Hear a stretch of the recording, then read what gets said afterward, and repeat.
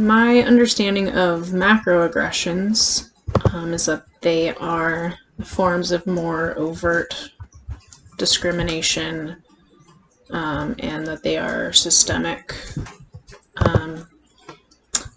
They can be committed by enforcing laws or policies that are unjust, and they can be really hard to change, so they're so woven into our society, and that they occur as discrimination or oppression of like a whole group of people.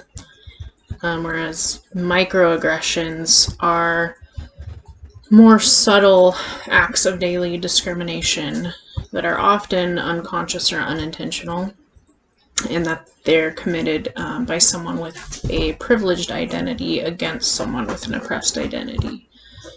As someone with a number of privileged identities, such as my race, age, abilities, sexual orientation, I've mostly experienced micro and macroaggressions in regard to my gender identity as a woman, and a little bit with my socioeconomic status. Some examples of microaggressions I've experienced: being talked over, invalidated, or ignored, particularly like in groups of men, or jobs where there's mostly men, being objectified, not being referred to by my name but as so-and-so's girlfriend, being told that I should wear dresses or makeup, that I should have longer hair or a different name, be more feminine, as well as like during a job interview, for like working at a rest stop. I remember being told that if I was hired I would need to dress differently in like baggier clothes that don't show my form. Ultimately I was not hired for that position. So I would say my most salient identity is currently my gender. It's not something I strongly identified with growing up and felt some shame around it. So it's something I'm definitely still exploring and integrating. And microaggressions that I have committed, while I can't think of times that I actually made like microaggressive comments to someone. I've certainly made judgments, for example, like judging women for what they wear, and other choices that I probably would not have made about men. Also, when I was younger, using insensitive language and slang words without thinking of the impact that they have on others and what they really mean. Also invalidating others by not recognizing like the importance of people's culture, ethnicity, and other aspects of their identity, not actively talking about these things with like friends or classmates.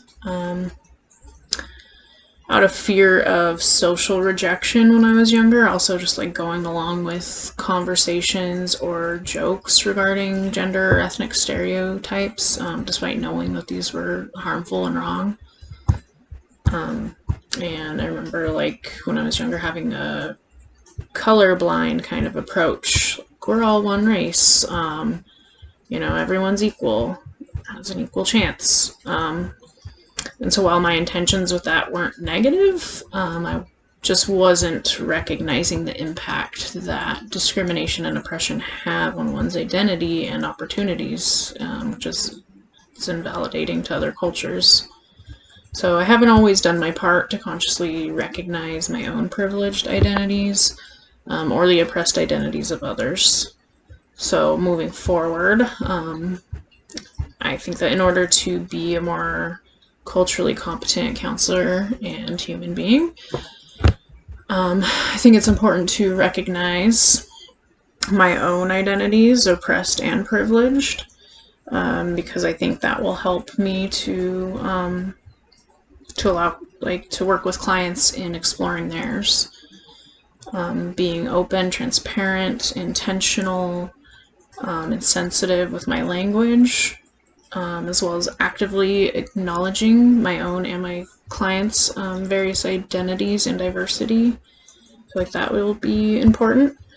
Recognizing intersectionality as well, in the way that multiple marginalized identities can affect a person in their development, in the way that macro and microaggressions really affect a person's mental health and well-being, as well as their ability to, have the same opportunities to like fair housing and wages, employment, and having a lens of social justice by advocating for clients and marginalized groups of people, both at the micro level, the meso level, macro levels. So just really individual advocacy, but also with systems and laws, policy. And then I think it's important to be humble and recognize and admit when I have committed or contributed to macro or microaggressions. And I really want to stay curious and open to learning about issues affecting clients' identities and cultures that they belong to, and just committed to continue to have conversations about these issues.